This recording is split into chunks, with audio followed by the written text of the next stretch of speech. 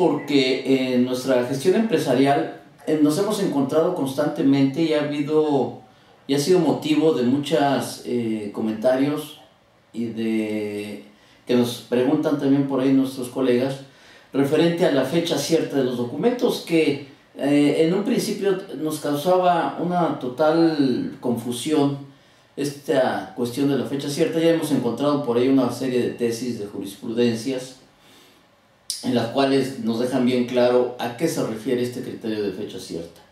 Lo vamos a ir comentando durante el transcurso de este programa y bueno, pues si tienen por ahí alguna pregunta nos las pueden ir haciendo llegar. Y les recuerdo que también tengo por ahí un canal de YouTube a nombre de Gilberto Peña Cruz que pueden checar. Vamos a subir algunos videos también para que puedan checar alguna información la cual se presta a confusión. ¿Cuál es el problema de la fecha cierta? Hemos tenido revisiones últimamente por parte de las autoridades, bueno, no últimamente, ya viene desde algunos años atrás, en donde el aspecto específico que les quiero comentar es que si no tienen cuidado de hacer un documento en el cual ustedes o alguna persona de los familiares, que es donde hemos encontrado la problemática, hacen préstamos a las empresas cuando les hace falta precisamente liquidez para enfrentar algunos adeudos, algunos compromisos o hacer cambio de tecnología, etcétera, etcétera, lo que ustedes gusten y manden. Pues estaba leyendo también que para accesar a los créditos bancarios, pues la gente no lo prefiere. La gente prefiere mejor hacerlo con los amigos, hacerlo con los familiares, porque ya ven que los préstamos bancarios, pues desgraciadamente en el país, solamente se les presta dinero a los que tienen dinero, y eso pues parece una locura, pero así es. Si tú no presentas correctamente tus estados financieros, no te van a prestar dinero las instituciones bancarias, los créditos son caros, te cobran comisión por anticipado. Total, finalmente, si tú no estás seguro del proyecto que vas a realizar, de que te va a dejar inmediatamente unos buenos dividendos para enfrentar tanto el pago del crédito como una utilidad, pues mejor ni te metas, porque lo único que se va a hacer es hundir más a la empresa y endeudarla. Se te puede convertir esto en una bola de nieve. Entonces hemos tenido diferentes casos en los cuales presta la gente dinero a las empresas o le prestan a una persona física. ¿Y tú qué haces para precisamente tratar de darle cierta legalidad y darle cierta certeza al hecho de que te van a pagar ese dinero? Pues firmas un contrato privado. Vamos a revisar también durante el transcurso de esta charla la recomendación de la PRODECON, en donde hacen un estudio concienzudo referente a la fecha cierta de los documentos, y ahí vamos a estudiar y les voy a comentar diferentes puntos de vista y diferentes criterios. Entonces, ¿qué sucede? Esto al parecer la autoridad lo tiene muy bien checado. Recuerden que ahora con la contabilidad electrónica, la autoridad tiene toda la información de todas las operaciones que haga la empresa, todo el dinero que nos llega a nuestras cuentas. Los bancos, si bien es cierto, se recuerdan que existía un impuesto a los depósitos en efectivo, el IDE, el famosísimo IDE, en donde pagábamos un impuesto por aquellos depósitos en efectivo que rebasaran los 15,000 pesos. Pues bien, se quitó esta obligación del pago del impuesto y la retención por parte de los bancos, pero sigue la información fluyendo. El banco le sigue dando esta información a la Secretaría de Hacienda y al SAT, por lo cual en el momento en que tú tienes depósitos en efectivo, pues el SAT ya lo sabe. Entonces no va a ser muy difícil que te hagan una revisión cuando los depósitos son de una importancia relativa, y te van a preguntar y te empiezan a revisar, y el criterio de la autoridad para efectos de los depósitos que aparecen en los estados de cuenta bancarios es de que para ellos todos los depósitos son ingresos. Tenemos que defendernos y dejar los documentos idóneos a manera de comprobarle a la autoridad en determinado momento de que hay algunos ingresos o depósitos bancarios que no son ingresos propios de la empresa. Tenemos traspasos entre cuentas bancarias y también en este caso los préstamos bancarios y también préstamos que pudieran hacer algunas personas físicas, algunos socios que tienen dinero y en determinado momento para salir, como comentábamos anteriormente, de algún compromiso de esos que se presentan de un momento a otro, pues rápidamente vas a conseguir el dinero con la gente. Ahora bien, ¿cuál es el criterio de la autoridad del SAT cuando revisa estos depósitos? Primero, todos se los presume como ingresos. Segundo, tú presentas un contrato simple, un contrato entre particulares, en el caso de personas físicas, o un contrato de un particular con una persona moral, y no te lo dan como bueno, argumentando de que no cumplen con el requisito de fecha cierta. Pues vamos a estudiar por qué está equivocado o está equivocada la autoridad con este criterio de la famosísima fecha cierta. Si bien es cierto, aquí vamos a platicar miren, a nosotros se nos han presentado diferentes casos de fecha cierta en donde la autoridad dice: el contrato no me está comprobando para mí absolutamente de que la materialidad de la operación se realizó. Por lo tanto, lo único que yo puedo hacer válido para que este contrato yo lo tome en consideración como que efectivamente fue un préstamo es que tenga fecha cierta. ¿En qué consiste la fecha cierta? La fecha cierta consiste en que tú presentes ese contrato ante un notario, él te le va a dar validez, te lo va a notarizar, te lo va a certificar, y que a partir de la fecha en que el notario haga esta acción, a partir de esa fecha es cuando tiene validez. Pero también, fíjense, lo equivocado aquí de los criterios del SAT. Si ellos lo que quieren checar es la materialidad del evento que estás plasmando dentro de un contrato privado, que en este caso sería un contrato de mutuo, en donde una persona le presta dinero, le da una cantidad de dinero a la otra persona y la contraparte se obliga a pagarlo en determinado tiempo, en determinadas parcialidades, con un interés y hasta con intereses moratorios en caso de que no cumpla con los plazos. Pues lo que vas a demostrar o lo que te está pidiendo el SAT, y de acuerdo con algunas tesis como comentábamos, es exclusivamente la fecha. Entonces creo que es hasta ocioso que la autoridad, el SAT, nos esté pidiendo que estos documentos sean protocolizados ante el notario, porque finalmente lo único que te va a probar la fecha cierta es que tú lo notarizaste y a partir de esa fecha tiene validez, pero también te van a desvirtuar y no le van a dar validez a cuál es el objeto que realizaste mediante ese contrato. Entonces pues de nada nos va a servir, porque esa es la forma de pensar de la autoridad. Entonces aquí les voy a hacer algún comentario referente al estudio o la recomendación que está haciendo la Prodecon. Se los doy para que le den una leída, creo que es interesante. Es la recomendación /04/2015, Prodecon /OP/009/15.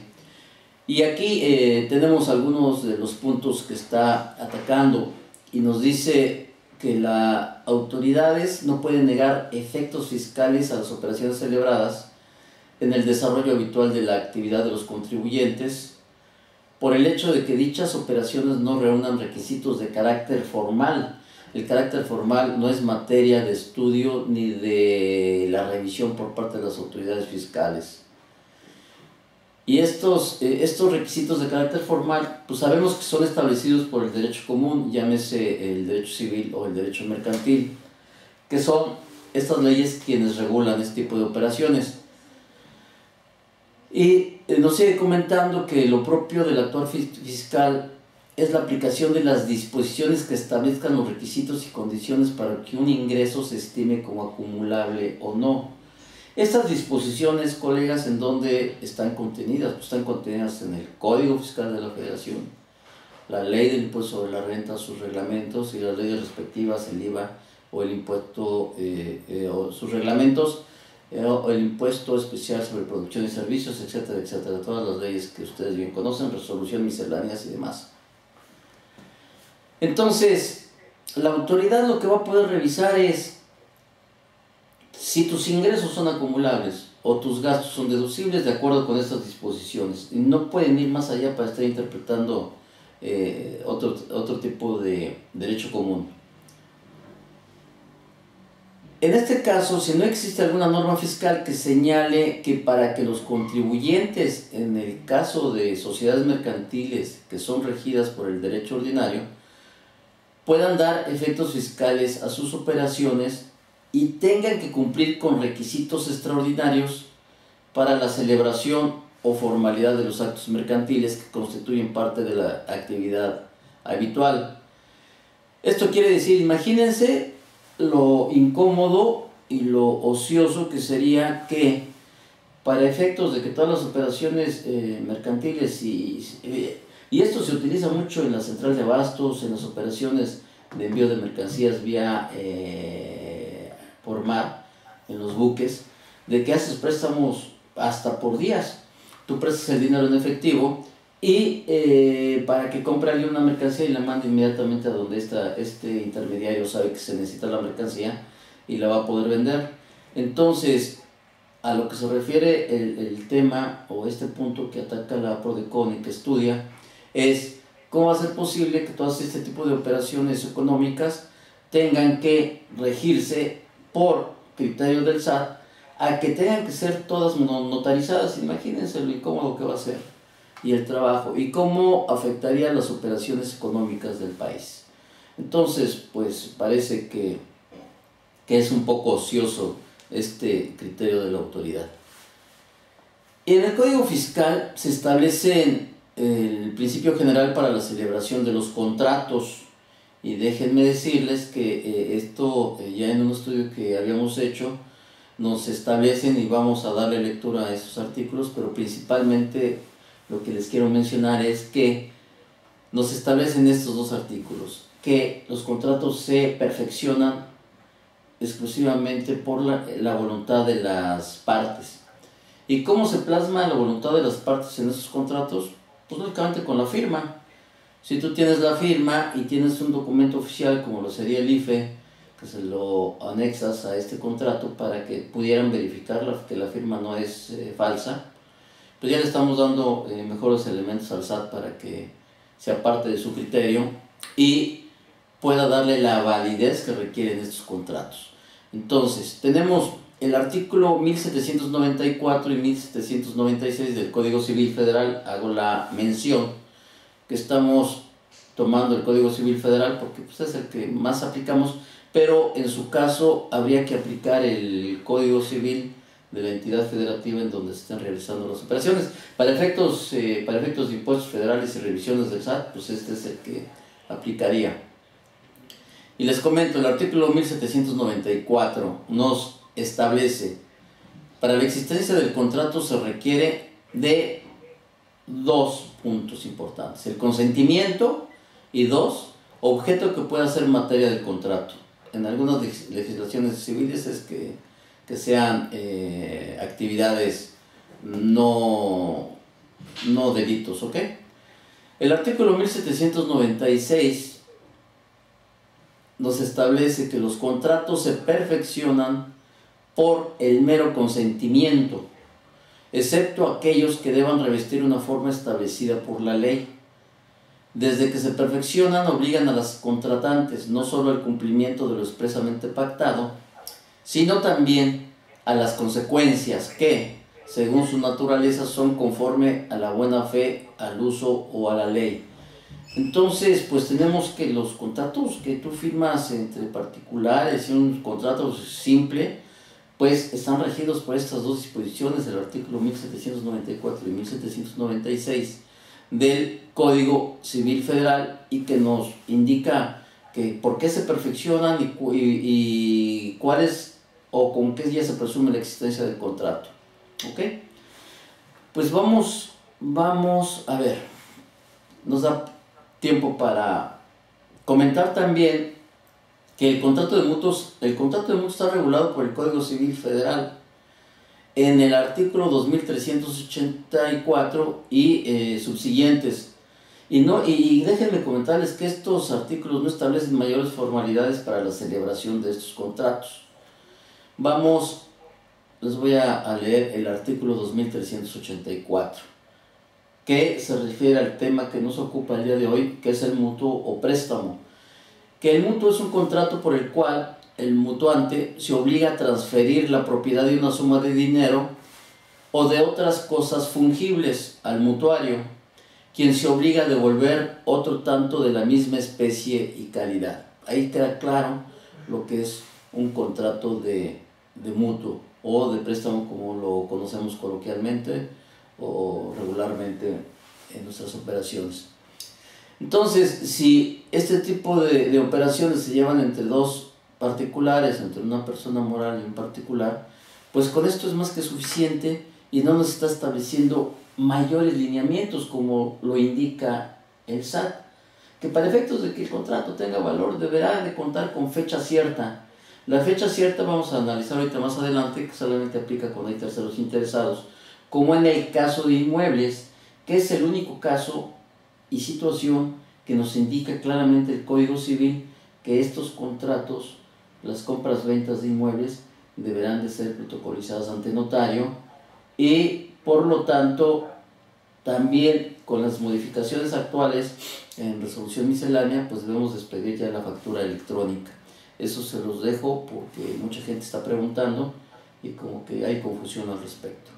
Bueno, vamos a hacer una pausa. Le dejo la voz a Soledad, por favor, y regresamos en un momento.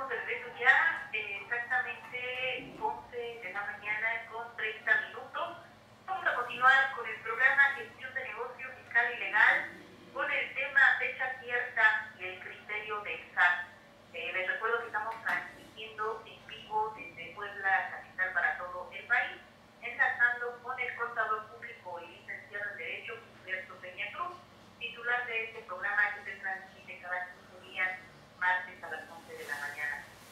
Si usted se perdió la primera edición de este programa, lo invito para que lo descargue a través de la sección podcast que se encuentra en esta página. Silenciointeligente.com, sección podcast, ahí podrá usted buscar y descargar todos los temas que sean de su interés completamente gratis. Vamos a continuar y en el siguiente corte haré mención de todos los saludos que nos están enviando ya a través de los diferentes medios de contacto. Los invito para que nos sigan escribiendo y continuamos con este interesante tema, contador Gilberto. Adelante. Bueno, gracias, Soledad, muy amable. Pues continuamos, mis estimados colegas y amigos. Otro punto muy importante a comentar es cuál es el argumento por parte de la autoridad al tratar de desechar que estamos presentando un contrato simple como prueba de que existe un crédito y que un depósito es el pago de un préstamo y no es precisamente un ingreso. Y tenemos aquí que, fíjense lo que comenta el SAT dentro de sus argumentos. Escriben lo siguiente: que es un documento privado proveniente de un tercero y que la veracidad de su contenido debe de ser demostrado con otras pruebas de conformidad con lo establecido en el artículo 203 del Código Federal de Procedimientos Civiles. Y la observación y de lo que nos hemos dado cuenta y la observación que hace la PRODECON es: al respecto, la autoridad incurre en una confusión de conceptos, ya que el código aludido, es importante que se nos quede grabado esto, compañeros, como su nombre lo indica, no regula ni establece los requisitos para la celebración de contratos, sino únicamente define cuando un documento es público o privado, pero esto no infiere en que exija que algún contrato, como en este caso el de préstamo, se celebre en documento público, lo cual es totalmente improcedente en nuestro derecho ordinario. Y aquí les quiero hacer una observación. Fíjense, hay dos temas que yo comparto y comento con mis clientes. Uno, cuando se da o que el cliente no quiere hacerte caso por estar aplicando gastos que son improcedentes y demás, pues realmente la situación es, o sea, yo no soy parte del SAT y yo no te puedo estar amenazando de que te va a revisar mañana o te va a revisar pasado mañana. Yo lo que les comento es, mira, esto es como la lotería. Te pueden caer o te la puedes ganar mañana mismo o no te la puedes sacar nunca en tu vida. Pero con la contabilidad electrónica, como vamos a hacer entrega y el CFDI versión 3.3 recargada, olvídense que el SAT tiene toda la información para en determinado momento aquellos contribuyentes que se salten las rejas precisamente de lo que es todas las disposiciones fiscales, pues inmediatamente se van a dar cuenta y te van a estar mandando una invitación. Entonces, pueden hacer o seguir con los criterios algunos de los propietarios, o pues saben que ya van a ser susceptibles de que los revisen. Entonces, aquí hay otro punto también muy importante, y la autoridad, lo que podemos llegar a algunas conclusiones, es que la autoridad se está equivocando en el aspecto de que si ellos actúan como parte fiscalizadora de las contribuciones, no es un tercero, ¿ok? Eso ya se ha dicho en varias tesis. Si no es un representante de la autoridad o imperio del Estado, es decir, es un ente público dotado de facultades para revisar la situación de los contribuyentes en términos del artículo 16 constitucional y respetando dichas disposiciones de este artículo. Entonces, otra cuestión importante es, cuando tú haces un contrato, y también un consejo para los colegas y amigos que se lo propongan a sus contribuyentes, a los empresarios, a sus clientes, que les digan, miren, en determinado momento yo les comento, ¿qué te sale más barato? Hacer un contrato bien hecho y dada su importancia, si sabes que tienes alguna falla por algún lado, pues protocolízalo o no, esa es decisión del cliente, pero hay que ir viendo y planeando a futuro. Si vemos la posibilidad de que vaya a tener el cliente algún problema con esta situación, o el criterio del SAT, ¿qué me sale más barato? ¿Protocolizarlo o aventarme un pleito con el SAT? Para mí, pues que sigan dejándolos de esa manera, y no hay ningún problema, porque como abogados vamos a tener mayor chamba, ¿no? Entonces, hay otros medios idóneos para comprobar que se materializa la operación de mutuo de acuerdo con el contrato que se están firmando entre las partes. Y esto es, si tú tienes tu contrato y en él estableces que te va a ir pagando esta persona cada determinado tiempo, y te paga una parte del capital y te paga una parte de interés, y en donde te está haciendo el depósito es una cuenta de la persona con la que firmaste el contrato, estás comprobando toda la cadena. La novedosa y nueva revisión que hace el SAT de la materialidad de los servicios, o la materialidad de los artículos que estás adquiriendo. Y esto debe de ser así, porque hay algunos que hacen, fíjense, les voy a comentar, estábamos viendo una empresa ya en el DF, una empresa muy importante de renta de autos, y teníamos un problema gravísimo porque firman un contrato ahí, una especie de convenio de futuros, y sacan una cantidad importante como pago a esta empresa. Y precisamente si tú estás haciendo un contrato o convenio de futuros, es porque en dólares se pudieran adquirir en un futuro una gran cantidad de automóviles. Esta empresa manejaba como 9,000 o 10,000 unidades, déjeme decirle que estaba impresionante. Entonces sí tenía cierta lógica este contrato, pero cuando tú empiezas a revisar como auditor la operación y te das cuenta y te percatas de que no hay ninguna información adicional con la que puedas amarrar este contrato y este pago, pues ya te preocupas, y tú no puedes firmar un dictamen fiscal, ¿no? Ahí te vas a la suerte. Entonces, el objetivo de este contrato de futuros es de que voy a asegurar que voy a adquirir coches dentro de un año, dentro de 2 años, y que la compañía con la cual yo estoy haciendo este convenio me va a asegurar que yo voy a comprar los coches al mismo precio que en dólares que están ahorita. Si hay algún diferencial en dólares, la compañía que le estoy pagando lo va a liquidar, lo va a pagar. Pero pues no hubo nada. Dentro del contrato solamente era casi una especie de recibo por la cantidad importante que pagaron en dólares. No te decía la vigencia del contrato, no te decía cuándo se iban a adquirir los automóviles, no establecía absolutamente mayor información que la del pago. Entonces, pues lógicamente este tipo de planeaciones pues, son meras simulaciones, y te va a caer el SAT y vas a tener que pagar el impuesto por todo el dinero que hayas pagado en esta operación. Entonces, ¿cómo se va a revisar la materialidad de este tipo de operaciones? Les vuelvo a repetir para que tengan mucho cuidado. Si haces un contrato privado sin protocolizar, pues ten cuidado de que por lo menos establezcas cuándo te lo va a pagar y si le vas a cobrar algún interés. Si es a título gratuito, lo tienes que dejar también establecido dentro del contrato. Y que si te está pagando, pues que te pague de una cuenta que está a nombre de esta persona. Si viene a nombre o de una cuenta de un tercero, pues ya se va a prestar a sospechas y tendrías que justificar, no, es que aquella persona me debía dinero a mí, en lugar de que me dé el dinero a mí, yo le dije que se lo pagaran a ustedes. Entonces empiezan a complicar ahí las explicaciones, pero no es motivo de que no pudieras tener defensa, ¿verdad?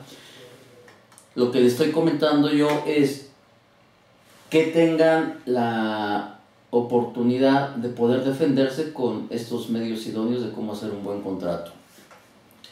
Y algo que también deja establecido la PRODECON en esta recomendación que le hace la autoridad, es que la autoridad definitivamente puede constatar con otros elementos la veracidad de lo asentado en el contrato exhibido, y en todo caso puede hacer uso de sus facultades. Fíjense, el problema de la autoridad es que quiere todo facilito, y todo te pasa a ti la carga del trabajo de que te pide información, hasta de terceros que tú no tienes, ni te la van a dar. Y si ya saliste peleado con la persona que te pagó ese dinero y no hay buena relación, no te va a dar nada de información, como de qué cuenta me mandaste el dinero, a nombre de quién está esa cuenta. Mas sin embargo, la autoridad, dado su rango que tiene, y dado sus relaciones y subordinación que tiene de la Comisión Bancaria, ellos pueden solicitarle a ver este depósito que le hicieron en tal fecha a tal contribuyente o a tal cliente del banco, dime de qué cuenta proviene, y eso es precisamente lo que puede hacer la autoridad. Pero no, todo esto nos los pasa a nosotros como contribuyentes, y recuerden que no estamos obligados a lo imposible. No podemos mucha de esta documentación solicitarla fácilmente porque no nos las van a dar, va a ser ocioso.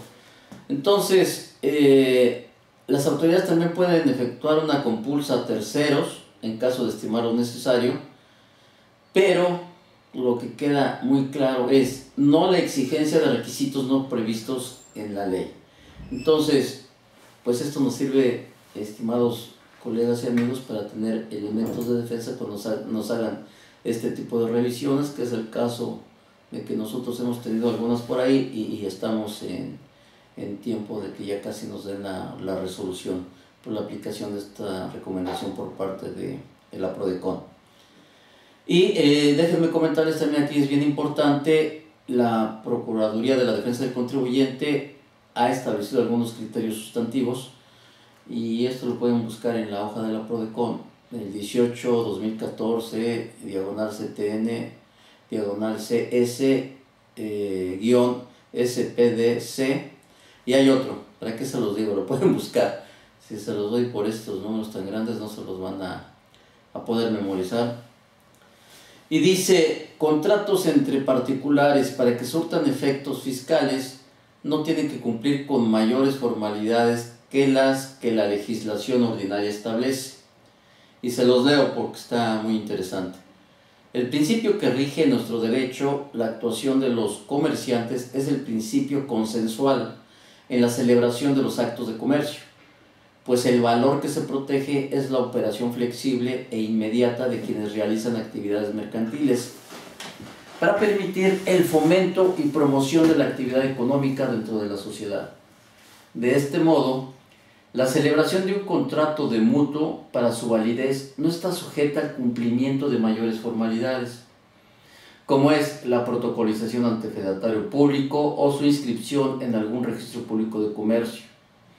De ahí que las autoridades no puedan negar efectos fiscales a este tipo de operaciones, pues lo propio del actuar fiscal es la aplicación de las disposiciones que establecen exclusivamente para esa materia los requisitos y condiciones para que un ingreso se estime como acumulable o no, o bien para que una partida o gasto se acepte como deducible. Esto se refiere a que exclusivamente a las leyes fiscales, no puedes estar yendo a tratar de interpretar otras leyes para decir si un ingreso es acumulable o no es acumulable, y una deducción deducible.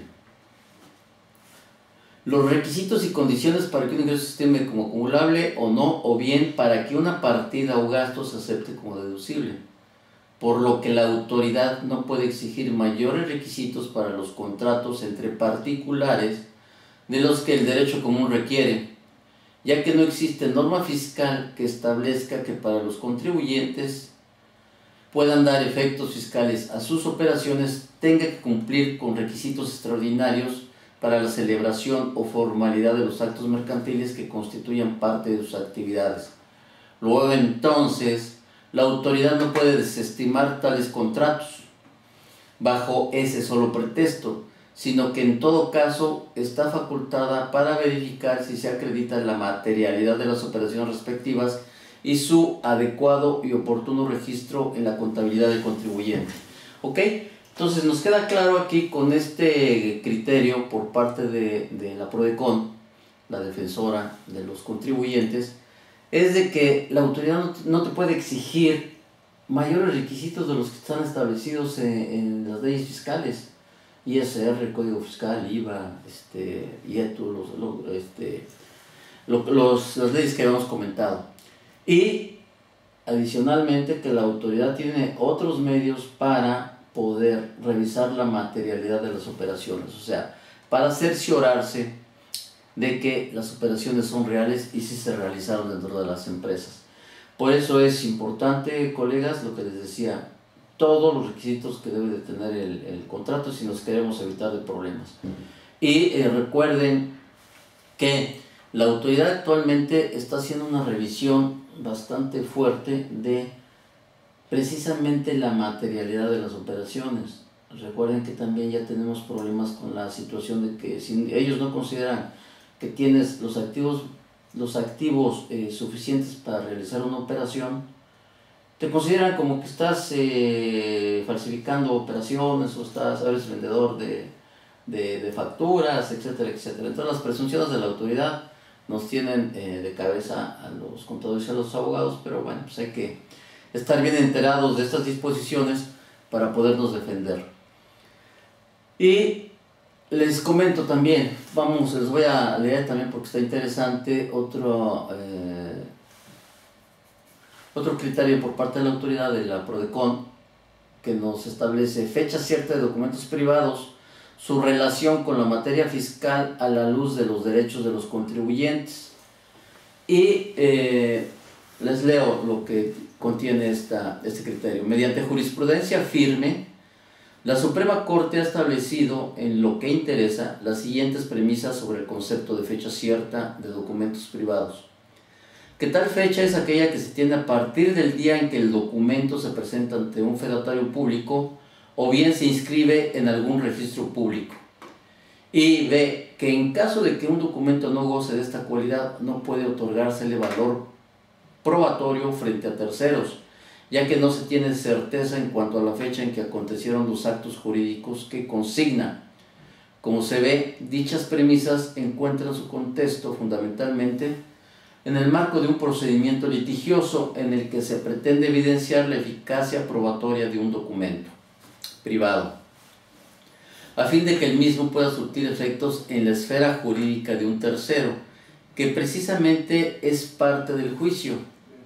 Por lo tanto, en opinión de la Procuraduría de la Defensa del Contribuyente, es válido afirmar que los elementos mencionados relacionados con la fecha cierta no pueden ni deben ser concebidos por la autoridad fiscal como parámetros de valoración en el curso de una auditoría, para apreciar documentos privados exhibidos por los contribuyentes, revisados con el objeto de acreditar diversas operaciones que hubieran celebrado, como pueden ser préstamos, aumentos de capital en sociedades de capital variable. A ver, aquí les comento, esto es importante, aumentos de capital. Existía también preguntas que nos hacen por ahí algunos colegas en los cursos que damos, es ¿cuáles son las actas que se deben de protocolizar dentro de las sociedades, de las personas morales, y cuáles no? Es un comentario al margen. Recuerden, la Ley General de Sociedades Mercantiles nos establece que todas las asambleas ordinarias de accionistas, las que tenemos obligación de realizar cada año, después de la presentación de la declaración anual, aquí es obligatorio solamente el registro dentro del libro de actas, y todas las actas de asambleas extraordinarias sí deberán de ser protocolizadas. Por otro lado, en otro orden de ideas, nos indica en cuanto al capital variable de las sociedades mercantiles, que es lo que está confirmando aquí el criterio de la PRODECON, es que nos establece la Ley General de Sociedades Mercantiles. Los aumentos de capital se podrán dar por los socios y accionistas sin mayores requisitos, sin mayores formalidades que los establecidos por esta ley. Por lo tanto, se entiende y se interpreta objetivamente este artículo de ley de que no existe la obligación de que los aumentos de capital deban de ser protocolizados, ¿okay? Para efectos de lo que les comentaba hace un momento, de evitar problemas y de decir, si es un aumento de capital muy importante y para darle seguridad jurídica a los socios accionistas y más cuando ya tienen problemas, pues yo creo que sí sería conveniente